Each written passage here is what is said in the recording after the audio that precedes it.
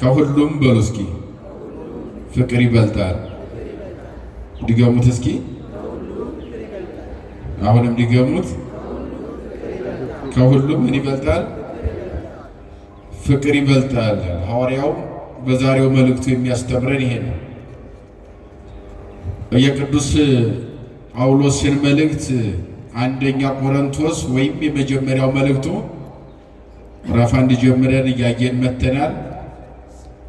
ዛሬ ቀኑም የገጠመው እግዚአብሔርም የፈቀደልን እንድንማማር ምዕራፍ 13 ነው። ምዕራፍ 13 በአጠቃላይ አጭር ምዕራፍ ነው። 13 ቁጥሮች ያሉት ምዕራፍ ነው። ሙሉውን ግን ስታነቡት ፍቅርና ፍቅር ብቻ ነው የሚተነትነው። ሐዋርያው ስለ ፍቅር ብቻ ነው የሚናገረው። ስለምን ይናገራል? ዓለም ያጣው ምንድን ነው? አዎ የዓለምም ችግር ይሄ ነው። ይሄ በነገራችን ላይ አሁን የመጣ ችግር አይደለም። የፍቅር ችግር በዘመን ሂደት ሁልጊዜ እየተፈጠረ የሚኖር ነው። ፈጽሞ ፍቅርም ጠፋ ማለትም አንችልም፣ ይኖራል። በአንጻሩ እንደገና ሁልጊዜም ደግሞ ሙሉ ፍቅር አለ ማለት አይቻልም። ከዚያ ዘመን ጀምሮ ጳውሎስ በቆሮንቶስ ሀገር ከተማ ከሰበከበት ጊዜ ጀምሮ እስካሁን ድረስ የዓለም ችግር ዓለም የሚወድቀው የሚነሳው የፍቅር እጦት ስለሆነ ደግሞ ያለ ፍቅር ምንም ነገር ስለሌለ፣ ፍቅር ከሌለ ሰላም ስለሌለ፣ ፍቅር ከሌለ ያገኘነው ነገር ሁሉ ሙሉ ስለማይሆን በአጠቃላይ ሕይወት ጎደሎ መሆኑን አስረግጦ የተናገረበት አንቀጽና ምዕራፉ ነው። እያየነው እንደመጣ ነው። የእያንዳንዱ አንቀጽ አለው። ባለፈው አጠቃላይ ስለ ጸጋና ጸጋ ስጦታ ምን እንደሆነ የጸጋን ጉዳይ ብቻ ነበረ ስንነጋገር የነበረው ምዕራፍ 12 ላይ ማለት ነው። የዛሬው ደግሞ አንቀጸ ፍቅር ነው። የፍቅርን በር ነው የሚነግረን። የፍቅርን ሁኔታ ነው የሚነግረን። የፍቅርን ትርጓሜ ነው የሚነግረን። በደንብ አድርጎ ይተነትናል ፍቅርና ወደ መጨረሻው ሲዘጋ ትምህርቱን ምን ይላል መሰላችሁ? እንግዲህ እነዚህ ሶስቱ ለዘላለም ጸንተው ይኖራሉ ይልና እነሱም ይልና ሃይማኖት፣ ተስፋ፣ ፍቅር ናቸው ይላል። ምን ናቸው? ሃይማኖት፣ ተስፋ፣ ሶስተኛው ምንድን ነው? ግን ከሁሉ ምን ይበልጣል? ፍቅር ይበልጣል ብሎ ትምህርቱን ይዘጋል በዚህ ምዕራፍ ላይ ማለት ነው። ፍቅር እንግዲህ የጳውሎስ መልእክትም ሆነ የጴጥሮስ መልእክት፣ የይሁዳም ሆነ የያዕቆብ የሐዋርያት መልእክት የሚቀዳው ከወንጌል ነው። ከወንጌል ነው የሚቀዳው። ምንጫቸው ወንጌል ነው። ወንጌል ክርስቶስ ወደዚህ ምድር ከመጣበት ዓላማ አንዱ የፍቅር ሕግን መስራት ነው። በቤተ ክርስቲያናችን አስተምሮ የፍቅር ሕግ፣ የትሩፋት ሕግ ተብሎ የሚነገረው ወንጌል ነው። ምክንያቱም ሁሉም ሲጠቃለል በወንጌል ላይ የማዳን ጉዞውን ከማኅፀነ ማርያም ጀምሮ እስከ ቀራንዮ መልዕልተ መስቀል የ33 ዓመት ከ3 ወር ታሪክ የክርስቶስ የማዳን ሥራ ሲተነተን የሚቋጨው በፍቅር ነው። በምንድን ነው የሚቋጨው? አዎ ፍቅርን ያሳየን ምን ላይ ነው ያሳየን? እስኪ ንገሩኝ። ምን ላይ ያሳየን? ስለዚህ በምን ተቋጨ? የክርስቶስ የማዳን ሥራ በምን ተቋጨ? ፍቅርን በገሃድ በመግለጽ ለዚያውም መስቀል ላይ አያችሁ። ስለዚህ ወንጌል በአጠቃላይ የፍቅር ሕግ ነው ሲባል ከቤተልሔም እስከ ቀራንዮ ቢተረጎም፣ ከልደቱ እስከ ስቅለቱ ቢተረጎም፣ ትንሣኤውን ብንሄድ እርገቱን ብተረጉመው ሁሉም ሲጠቃለል ማሰሪያው ፍቅር እንደሆነ፣ ለዚህ ሁሉ ክርስቶስን ለመከራ የዳረገው ፍቅር እንደሆነ አባቶቻችንም በድርሰታቸው ሁሉም ሊቃውንት ፍቅርን ገልጸውታል። ክርስቶስ የመጣበት ዋናው ፍቅር ተሳቦ ለወልድ ኃያል እመንበሩ ዋጽኦ እስከ ለሞት ነው። አባ ሕርያቆስም ያለው በቅዳሴው ላይ ኃያል ፍቅር ወልድን ከሰማይ ጎትቶ አወረደው ይላል፣ አመጣው ይላል። ስለዚህ ሐዋርያው ቅዱስ ጳውሎስም ስለ ፍቅር ለነኚህ ለቆሮንቶስ ምዕመናን፣ በዚያ ከተማ ለሚኖሩ ምዕመናን፣ በተለያየ ፍቅር ማጣት የሚንገላቱ ምዕመናን ስለነበሩ እንደው ሀብትም ቢኖራችሁ ፍልስፍናም ቢኖራችሁ እንደው ጥበብን ብታውቁ ብትራቀቁ ምድርን አልፎ ሰማይን ብትተረጉሙ ይናገራል። የሰው አይደለም ቀርቶ የመላእክትን እውቀት ብታውቁ በሰው ቋንቋ አይደለም በመላእክት ቋንቋ ብትሰብኩ ብትራቀቁ አለ። ሁሉም ነገር ፍቅር ከሌለ ከንቱ ነው ብሎ የሚዘጋው ምንድን ነው? ፍቅር ከሌለ ምንድን ነው? ዓለም ላይ ያለው ሁሉ ነገር የምንቀናበት ሁሉ ባገኘነው ብለን የምንጎመጅ ሁሉ ብናገኘው ፍቅር ከሌለ ምንድነው እያለ ነው? ከንቱ ነው ብሎ የሚዘጋው ሐዋርያው ማለት ነው። ጌታችን አምላካችን መድኃኒታችን ኢየሱስ ክርስቶስ በዚህ በማቴዎስ ወንጌል ምዕራፍ 22 ቁጥር 26 ጀምሮ ስታነቡ የምታገኙት አጠቃላይ ምዕራፍ 22 የጥያቄና የመልስ ወንጌል ነው። ሰዎች ይጠይቃሉ፣ ምድራውያን እርሱ ይመልሳል። ፈሪሳውያን ይጠይቃሉ፣ ለነሱ መልስ ይሰጣል። ጸሐፍት ይጠይቃሉ፣ ለነሱ መልስ ይሰጣል። ሰዱቃውያን ይጠይቃሉ፣ ለነሱ መልስ ይሰጣል። ረበናት መምህራን ጥያቄ ያቀርባሉ፣ ለነሱ መልስ ይሰጣል። በአጠቃላይ ለዓለም ሁሉ የጠየቀውን ጥያቄ የሰጠበት የጥያቄና የመልስ ምዕራፍ የሚባለው 22 ምዕራፍ ነው ማቴዎስ። ከቁጥር 26 ጀምሮ እስከ መጨረሻው ስትመለከቱ በተለይ በዚህ ምድር ላይ ሲፈትኑት የነበሩ ሁለት ነገዶች አሉ፣ ፈሪሳውያንና ሰዱቃውያን የሚባሉ ማለት ነው። እነኚህ ናቸው ሲፈትኑት የነበረው ክርስቶስን በተለያየ መንገድ ማለት ነው። እና አንዱ ሰው ቀረበና ለፈተና ነው የቀረበው ልጠይቀው ብሎ ከፈሪሳውያን ወገን የሆነ ሕገ ኦሪትን ጠንቅቄ ሙሴን ጋውቃለሁ በቃሌ እናገራታለሁ ሁሉን ጠንቅቄ የማውቅ የምተረጉም ሊቅ ነኝ ብሎ የሚያምን ሰው ወደ ክርስቶስ ቀረበና ጥያቄ ጠየቀው። ከሕግጋት ሁሉ ማንኛው ሕግ ይበልጣል ብሎ ነው የጠየቀው። ክርስቶስ ምን ብሎ ጠየቀው? እንደው ቀጥታ የሚያጸድቅ አንድ ሕግ አለ? የለም፣ ብዙ ሕግ አለ።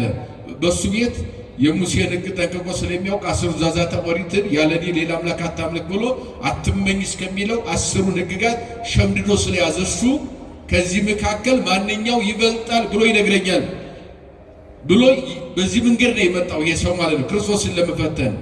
እርሱ ግን ሳይፈጥረውም ስለሚያውቀው ፈጣሪውም ስለሆነ ለክፋትና ለተንኮል ለፈተና እንደመጣ ጠንቅቆ ስለሚያውቅ እሱን የእሱ እውቀት ክርስቶስን ካልተያዘ ፍቅር የተባለው እግዚአብሔር ካልተያዘ እውቀት ከንቱ እንደሆነ ሊያስረዳው ምን አለው መሰላችሁ? ማንኛው ሕግ ይበልጣል ሲለው 10 ትእዛዛተ ኦሪትን አልጠቀሰለትም። በኦሪት ዘዳግም ምዕራፍ 10 ቁጥር 1 ላይ የተቀመጠ ኃይለ ቃል አለ። ምን ይላል?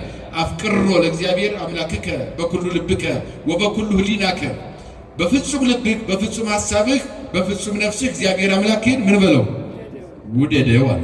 ይሄ 10 ትእዛዛተ ኦሪት ውስጥ የለም። ይሄ ጋያችሁ እሱ ተሸክሞ የተመካበትን ሕግ በዜሮ አባዛውና አንተ ከምታውቀው ውጭ እኔ እነግርሃለሁ አለው።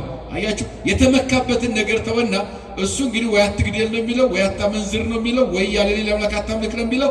እኔ ከማውቀው ውጭ አዲስ ነገር ሊነግረኝ አይችልም ብሎ ክርስቶስን ለመፈተን ስለመጣ በፍጹም ልብህ በፍጹም ሐሳብህ በፍጹም ነፍስህ እግዚአብሔር አምላክህን ምን በለው አለው ውደደው አለው። የማያውቀውን ሕግ ጠቀሰልን። ከዚህ ላይ ሰውየው ምን አለ? ይችንማ ከልጅነቴ ጀምሮ ስፈጽማት ኑሬያለሁ።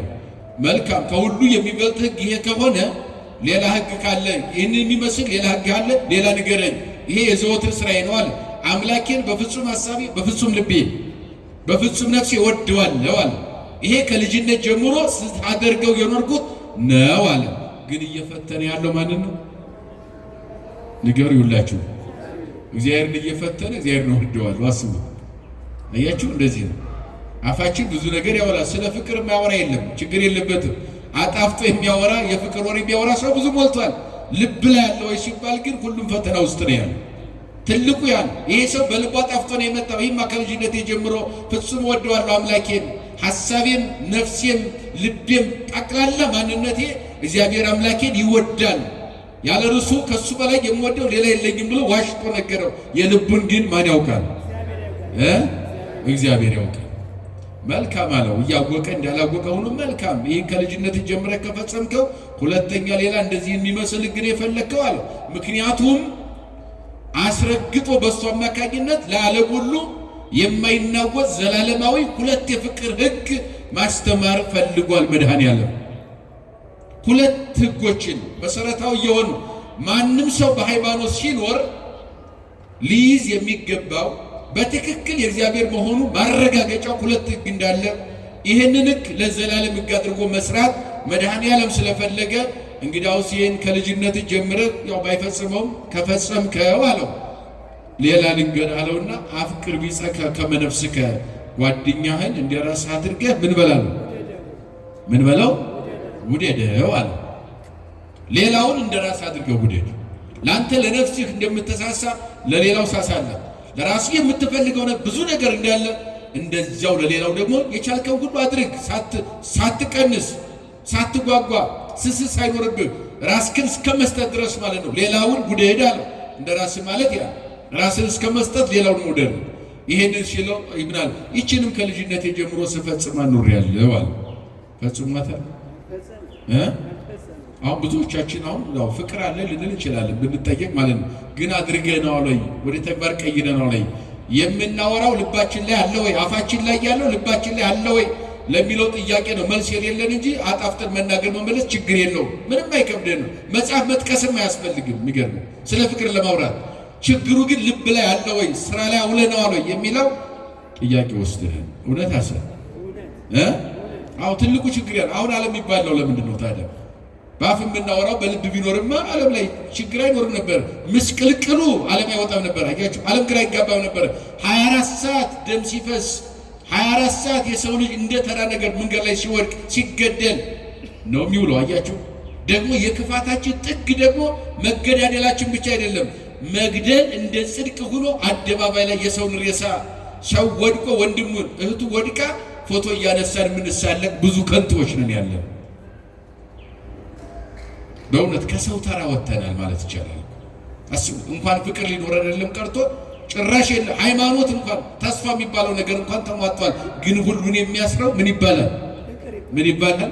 ከሁሉ የሚበልጠው ፍቅር። አያት ፍቅር ቀልድ አይደለም። ቀለል አድርገን እንዳናየው ነው እየነገርኳቸው ያለው። ፍቅር ቢኖረን እንደዚህ አንሆንም ነበር። ፍቅር ቢኖረን ዓለም እንደዚህ አይሆንም ነበር። አገር እንደዚህ አይሆንም ነበር። ህዝብ እንደዚህ አይጎሰቋቆልም ነበር። ማህበረሰብ እንደዚህ አይበተንም ነበር። ፍቅር ቢኖር አያችሁ ማሰሪያው ጠፍቶ ተበትነናል። እግዚአብሔር በፍቅር ይሰራል ሁላችን። አዎ ይሄን ሁላችን ልናስብበት የሚገባው ነገር ስለሆነ ጌታችን ምን አለ? እሺ ጓደኛ እንደራስ አድርገው ውደድ፣ ሁለተኛ ግን ምን ነገር ይሄን ነው አለው። ይሄንን ህግ የምናገኘው ደግሞ ኦሪት ዘዳግም ምዕራፍ 6 ላይ ተጽፎ የምናገኘው ያኛውን ኦሪት ዘዳግም ምዕራፍ 10 ይሄኛውን ኦሪት ዘዳግም ምዕራፍ 6 እናገኘዋለን። እሱ የፈለገው አስሩ ዛዛተ ኦሪትን እሱ የሸመደደውን እንዲገልጽለት ነው የፈለገው መድኃኔዓለም። በዚያ ልክ ነው መድኃኔዓለም ያሰበው። የኔ ቢጤ ሰው አድርጎታል። እሱ ብዙ ዕውቀት የሌለው አስመስሎ እንደዚያ ነው የተረዳው። ግን እሱንም የፈጠረ ህጉን የጻፈው ሙሴን ነው። የሙሴ ፈጣሪ መሆኑን ዘንግቶ ነበረ። ወንጌል የሚያስተምረው ወንጌል ህግ አድርጎ የሰራ የህግ ባለቤት ሐጋጌ ብሉይ ወሐዲስ ብሉይና ሐዲስን ህግ አድርጎ የሰራ የህግ ምንጭ ባለቤት እንደሆነ አልተረዳውምና ይችን ከልጅነቴ ጀምሮ ስፈጽም ኖሬያለሁ፣ ጓደኛዬን እንደራሴ አድርጌ እወዳለሁ ብሎ ባያደርገውም ዋሸው። ግን ዓላማው ለሚነሳ ትውልድ ሁሉ በዘመን ሂደት ሁለት ምሰሶ የሆኑ ህግጋት መሰራት ስላለበት ክርስቶስ አስተማረ፣ ተናገረ። ያድርገው አያድርገው የሱ ጉዳይ ነው የሚሆነው።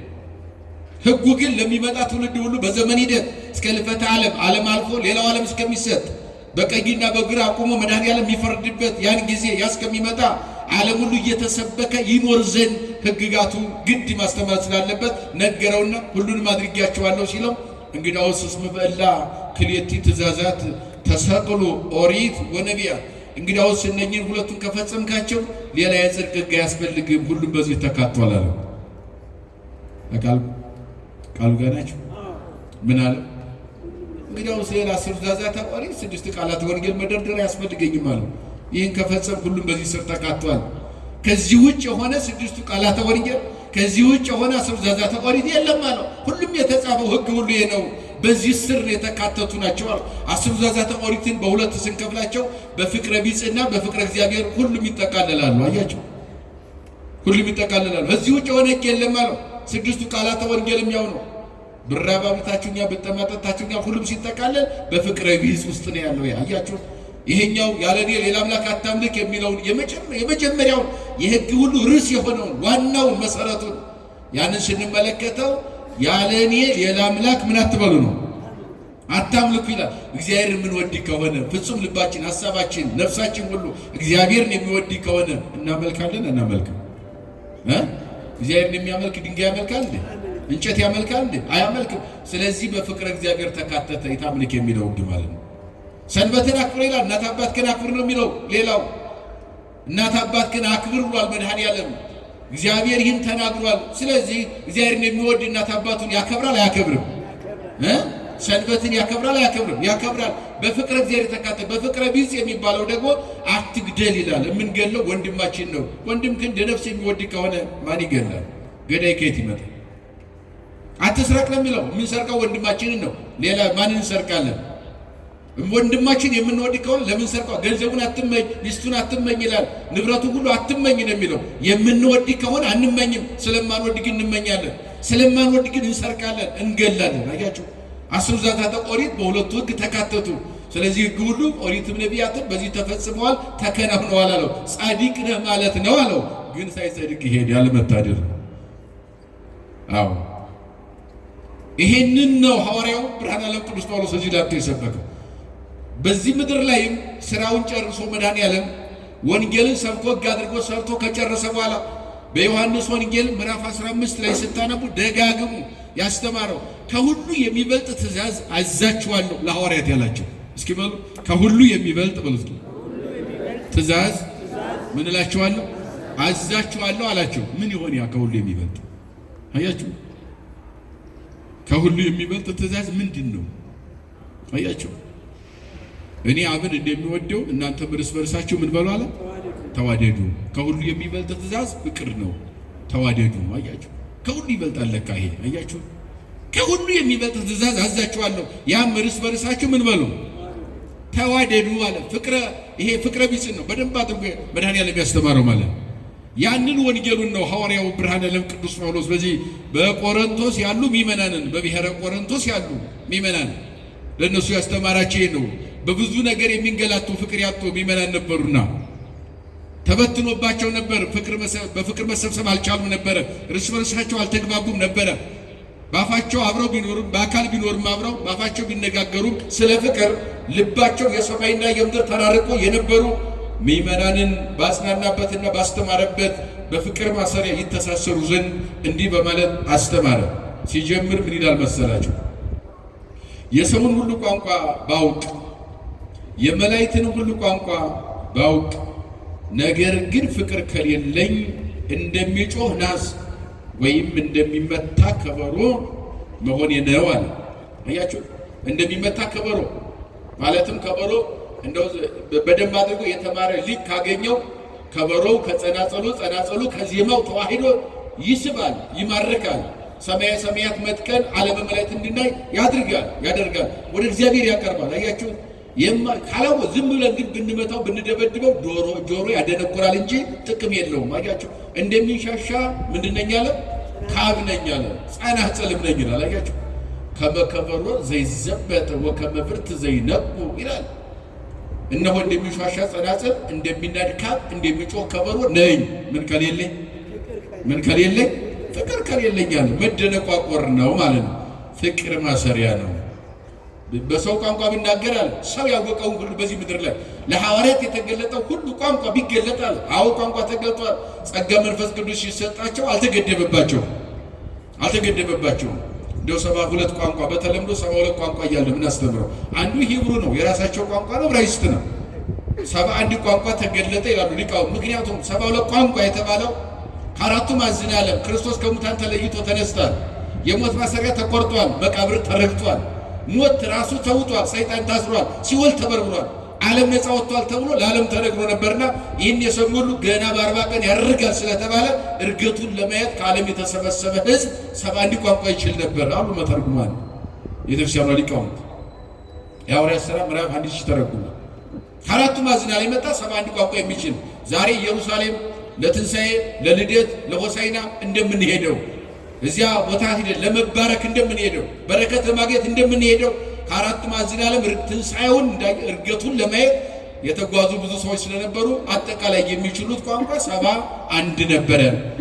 ከዚያ ከጽርሐ ጽዮን መንፈስ ቅዱስን ከተቀበሉ በኋላ ወጥተው ሲያስተምሩ በ71 ቋንቋ እያንዳንዱ ሕዝብ አስተማሩት። ስንት ቋንቋ ሆነ ማለት ነው?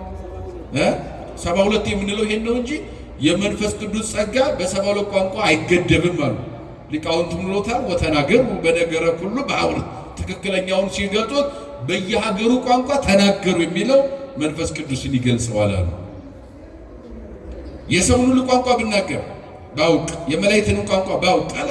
ነገር ግን ፍቅር ከሌለኝ እንደሚጮህ ናስ ወይም እንደሚመታ ከበሮ መሆኔ ነው አለ። ትንቢት ብናገር ምን ብናገር ትንቢት ብናገር አለ። የተሰወረውን ሁሉ ጥበብም ሁሉ ባውቅ ተራራ እስከ ማፍለስ የሚያደርስ ፍጹም እምነትም ቢኖረኝ ትንቢት ብናገር አለ። የተሰወረው ሁሉ ቋንቋ ሰው የማያውቀው ሁሉ የተሰወረ ተገልጦልኝ ያን ብናገር አለ። ተራራ እስከ ማፍለስ ድረስ እምነት ቢኖረኝ። አያችሁ፣ ይሄን ተራራ ከዚህ ተነስተው ወደዚያ ሂድ ብትሉት በእምነት ይሆናል ተብሎ በወንጌል ጌታችን ያስተማረው ትምህርት አለ። ተራራውን እዚህ ተነስተው ወደዚያ ሂድ ብለው ፍቅር ከሌለኝ ግን ምንድን ነኝ አለ? ከንቱ ነኝ አለ። ገንዘቤን ሁሉ ለምጽዋት ብሰጥ ያለኝን ገንዘብ አውጥቼ አለ። ሐዋርያው ገንዘብ ኑሮት አይደለም፣ ይታወቃል። መጽሐፍ ቅዱስ እንደሚነግረን ድንኳን መስፋት እችላለሁ ይላል። የእሱ ሙያ ብቻ በእናት በአባቱ ቤት እያለ አስቀድሞ በነበረበት በጠርሴስ ሲያድግ ድንኳን መስፋት ሙያዬ ነበር ይላል። ትምህርት እየተማረ ድንኳን ይሰፋ ነበረ። ወደዚህ ሲመጣ ወደ ሐዋርያነት ተጠርቶ ዓለምን ለማስተማር እግዚአብሔር ለጨለመው ዓለም ብርሃን ላልጫው ጨው አድርጎ በመረጠው ጊዜ የራሱ ጋር የወሰነው እንግዳ ስትሄዱ በሄዳችሁበት ሁሉ ሰላም በሉ፣ የእግዚአብሔር ሰላም ይደርባቸው፣ ሰላማችሁን ለሚቀበሉ በሰጧችሁን በዚያው ብሉ ተብሏል። እንዲበሉ ከሚመናን ጋር ያቀረበላቸው እንዲበሉ ወንጌል እንዲሰብኩ የሥራቸው ወንጌል መስበክ እንደሆነ ተነግሯል። ነገር ግን አለ ራሴን ለማንም ጥገኛ አላደረኩም አለ። ድንኳን መስፋት ሙያ ስላለኝ ድንኳን እሰፋ ነበረ። እሸጠዋለሁ። ከሸጥኩትም በኋላ የዓመት ልብስ የዕለት ጉርስ ካገኘው የተረፈኝ ከኪሴ ያድርም አለ። ለነዳይ መጸውታለሁ። አቃሉ ጋር ናቸው። ግን አለ ያለኝን ገንዘብ ሁሉ ለነዳይ በመጸውት አውጥቼ ብሰጥ አለ አካፍዬ ብበላ አለ ፍቅር ከሌለኝ ምንድን ነኝ አለ? ከንቱ ነኝ። ስጋዬን አለ ለሚያቃጥል እሳት ብሰጥ ነገር ግን ፍቅር ከሌለኝ ምንም አይጠቅመኝም አለ። ስጋዬን ለሚያቃጥል እሳት ስለ እምነቱ ማለት ለሚያቃጥል እሳት ራሴን አሳልፌ ስጋዬን ብሰጥ ገንዘብ መመጽወት ብቻ አይደለም አካልን መስጠት እንኳን ቢኖራል ፍቅር ከሌለኝ የማልጠቅም ነኝ ይላል። አሁን ከዚህ ከላይ የዘረዘራቸው እስካሁን ድረስ ፍቅር የሁሉ ማሰሪያ እንደሆነና ፍቅር ሊኖረን እንደሚገባ ያለ ፍቅር ሃይማኖት አለኝ ተስፋ አለኝ የሚለው ነገር ሁሉ ከንቱ እንደሆነ ያለ ፍቅር ምንም ዋጋ እንደሌለ ፍቅርን ገንዘብ ማድረግ እንዳለብን ያስረዳን ትምህርት ነው። እስካሁን ያለው አንቀጽ ይሄ ነው። በፍቅር ምን እንበል እንኑር። በምን እንኑር? አማኝ በምን ይኖራል? ተስፈኛ በምን ይኖራል? አዎ እምነቱን ወደፊትም ማየት ይችላል። ግን መሰረታዊ ነገሩ እምነት ቢኖርም እግዚአብሔርን ብናምነው ፍቅር ከሌለ ምን አይልም ማለት ነው፣ ከንቱ ነን ማለት ነው። አያችሁ፣ ፍቅር ከሌለ ጽድቅ የለም ማለት ነው። አማኝ ሁነን የምንገዳደል ከሆነ፣ አማኝ ሁነን የምንባላ ከሆነ፣ አማኝ ሁነን አንዱ አንዱ የሚያሳድደው ከሆነ፣ አማኝ ሁነን ፍርድ የምናዛባ የድሃ እንባ የምናፈስ ከሆነ አያችሁ ምን ትርጉም አለው? እምነት የት ያደርሳል? ከንቱ ነው እምነቱ ራሱ። ይህን ነው እየነገረን ያለ። ሌላው ተስፋ የሚባለው ተስፋ ማለት ያልያዝነውን እንደምንይዘው፣ ያልጨበጥነው እንደምንጨብጠው፣ ያልዳሰስነው እንደምንዳስሰው፣ ያልረገጥነው እንደምንረግጠው እርግጠኛ ሁነን የምንኖርበት ኑሮ ተስፋ ይባላል። ምን ይባላል? ተስፋ እንደዚያ ነው። ዛሬ ያልተማረው ነገ እንደሚማር እርግጠኛ ሆኖ ይኖራል አይደለም? ዛሬ የሌለው ሀብት የሌለው ነገ ሀብት እንደሚያገኝ ማለት ነው። ዛሬ መልበስ ያልቻለ ወይም መቀየር ያልቻለ እንደሚቀይር እርግጠኛ ሆኖ ይኖራል። ተስፋ የሚባለው ያ ነው። በእርግጥ ተስፋን የነገረ መለኮት ምሁራን ሰፊ የሆነ ትንታኔ ይሰጡታል። በጣም ሰፊ ትርጓሜ ያለው ተስፋ ቅድም እንዳልኳችሁ ያለ ሆኖ የሌለን ነገር እንደሚኖረን እርግጠኛ ሆነን የምንኖረው ኑሮ ምን ይባላል? ራሱ ምን ይባላል? ተስፋ ይባላል ማለት። ዛሬ ያልተማረው ነገ እንደሚማረው፣ ያላወቅነውን ነገ እንደምናውቀው፣ ያጣነውን ነገ እንደምናገኘው እርግጠኛ ሆነን የምንኖረው ኑሮ እሱ ምን ይባላል? ተስፋ ይባላል። ይሄ ተስፋን በዚህ መተርጎም ይችላል። አንዳንድ የነገረ መለኮት ምሁራን ደግሞ ተስፋን ሲተረጎሙት ተስፋ ማለት ይላል በተንጣለለ ባህር ውስጥ የሚታይ ደረቅ ሜዳ ወይም የብስ ነው ይላል። እስኪ በሉ ተስፋ ማለት በሉ እስኪ በተንጣለለ ባህር ውስጥ የሚታይ የብስ ነው። አያችሁ እንደዚህ ያለው ማለት ተስፋ። ያንንም መጽሐፍ ቅዱስ ጋር እንተርጉመው ከተባለ ወደ ኦሪት ዘጸአት ምዕራፍ 14 ላይ መሄድ ብቻ ነው የሚያስፈልገው። በተንጣለለ ባህር ውስጥ እስራኤል መንገድ ነበር። አያችሁ ለሙሴ መንገድ ይታየዋል፣ ለእስራኤል ግን ባህር ነው የሚታያቸው። ባህሩን በየት እንሻገር ሲሉ መንገድ ያለ አላቸው። በበትሩ ባህሩን ንከዋል። እግዚአብሔር ሲነካው የብሱ መንገዱ ተገለጠ። ተስፋ እንደዚያ ነው። አያችሁ ባህር እያየን በውስጡ መንገድ ማየት ነው። ተስፋ እንደዚያ ነው። ተስፋ ለምሳሌ እንደ ባህር ሊውጠን ያሰፈሰፈ ችግር ቢኖር አያችሁ አይ ነገ ያልፋል ብለን የምንኖር ከሆነ ያ ተስፋ ይባላል። አይ እንደሚያልፍ እርግጠኛ መሆን። በማን ነው እርግጠኛ የምንሆነው? በእግዚአብሔር አይደለ? አይ ችግር ያልፋል፣ ዛሬ ነው ያገኘኝ፣ ነገ እንደሚያልፍ እርግጠኛ ነኝ። ለምን አምላኬ አለ። አዎ እሱ እያለ እንደዚህ ተቸግሬ አልቀርም፣ እንዲህ ተጨንቄ አልቀርም፣ ጭንቀቱ ይወገዳል ብሎ በጥሩ እምነት ማለፍ ያ ተስፋ ይባላል። ስለዚህ በባህር ውስጥ መንገድ እንዳለ እስራኤል ዘሥጋን መመልከት በቂ ነው። ተስፋ እንደዚያ ይተረጎማል በዘጸአት በኦሪት ትርጓሜ ማለት። ሁለተኛ ሌሎች ደግሞ ሊቃውንት አባቶቻችን ደግሞ አንዳንድ ምሁራን ደግሞ ተስፋ ማለት ይላሉ በድቅድቅ ጨለማ ውስጥ የሚታይ ረቂቅ ብርሃን ነው። እንደዚያ ነው።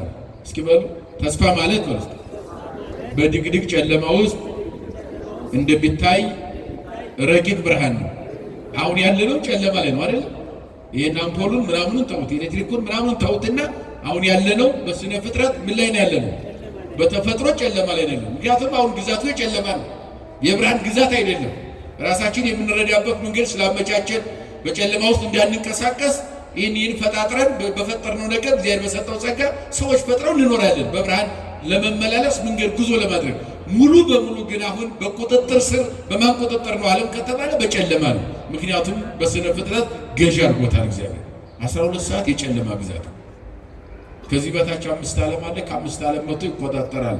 11 ሰዓት በኋላ ጉዞውን ያደርጋል። 12 ሰዓት መጥቶ ዓለምን ይቆጣጠራል፣ ይገዛል።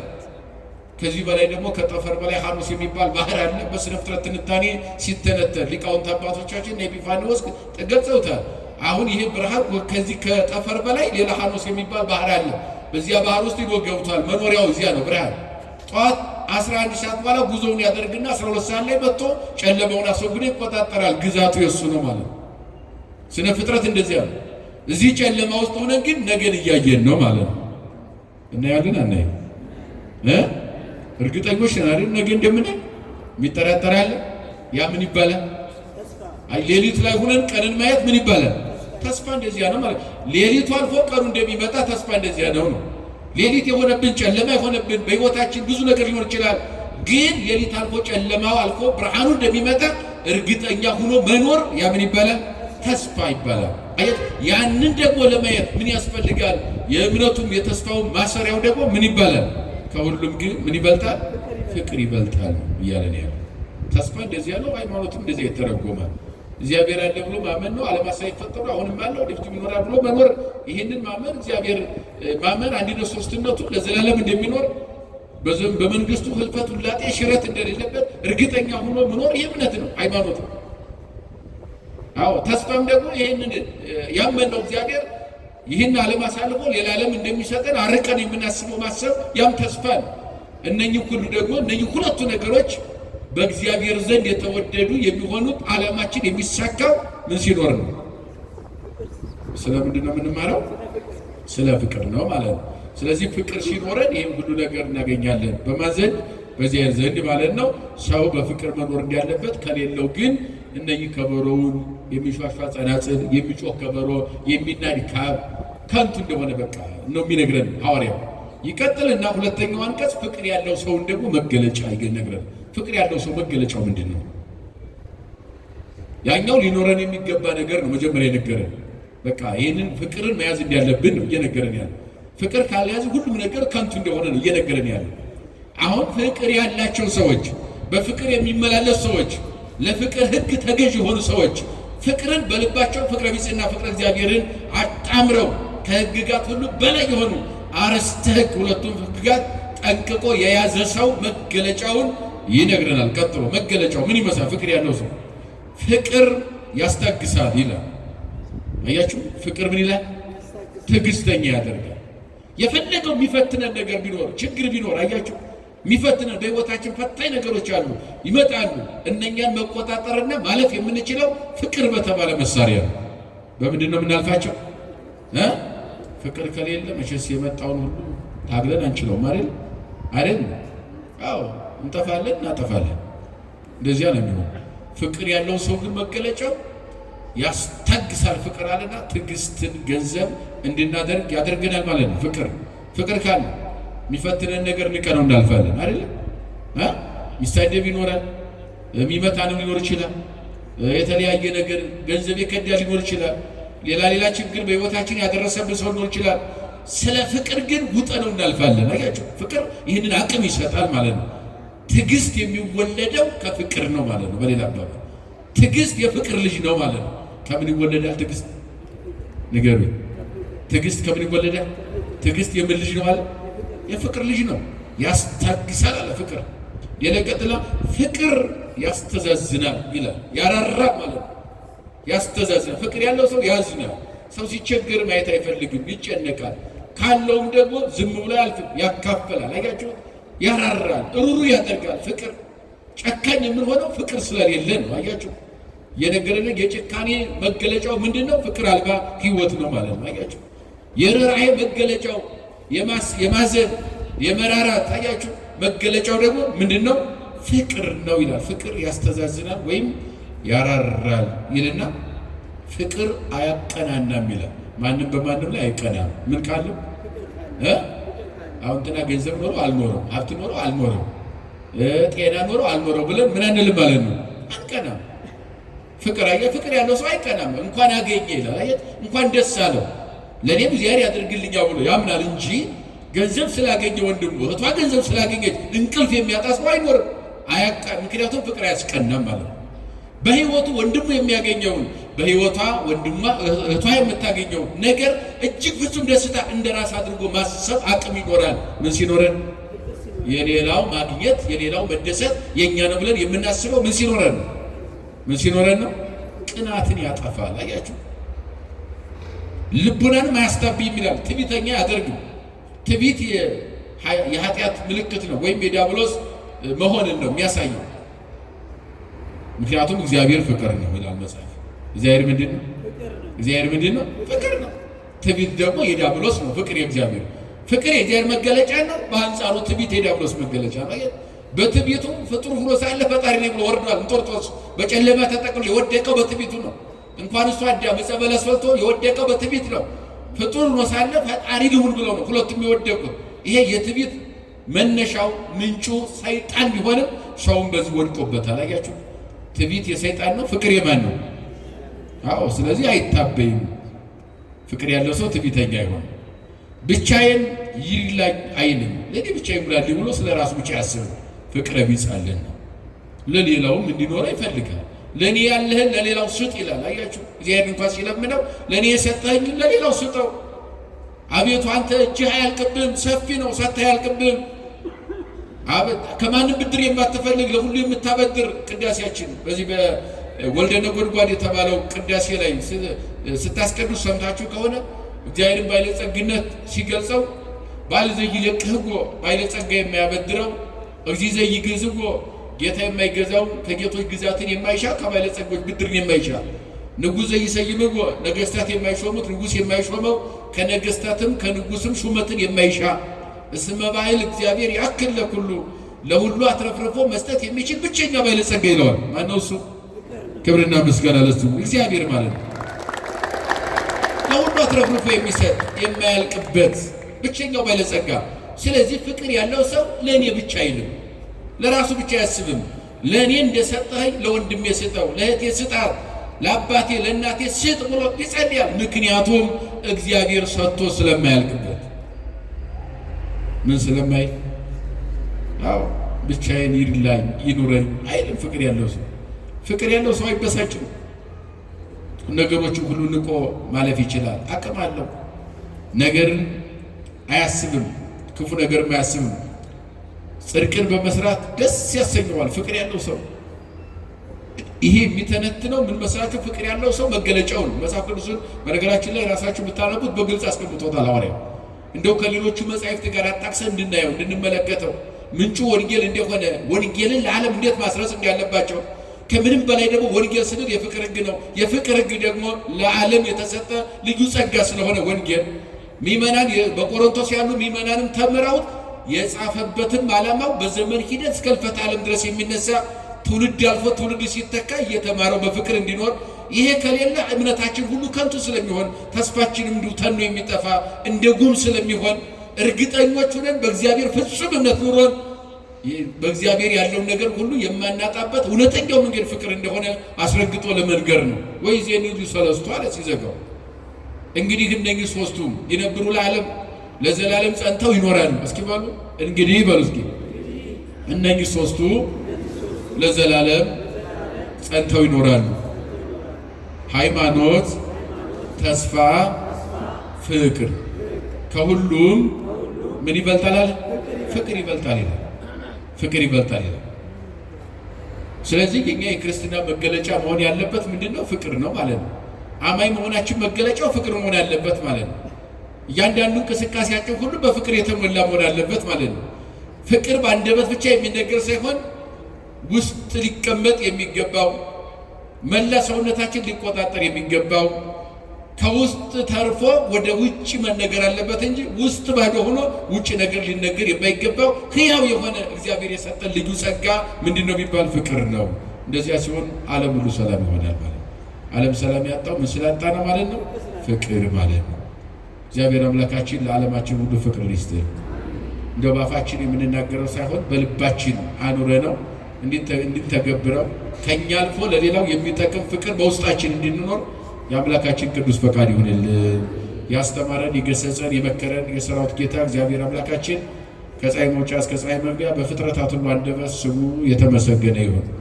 ንስሐ እንድንገባ ሥጋው ደሙን እንድንቀበል እግዚአብሔር ይርዳን። የእናታችን አማላጅነት የቅዱሳን ጸሎት አይለየን። ይቆየን።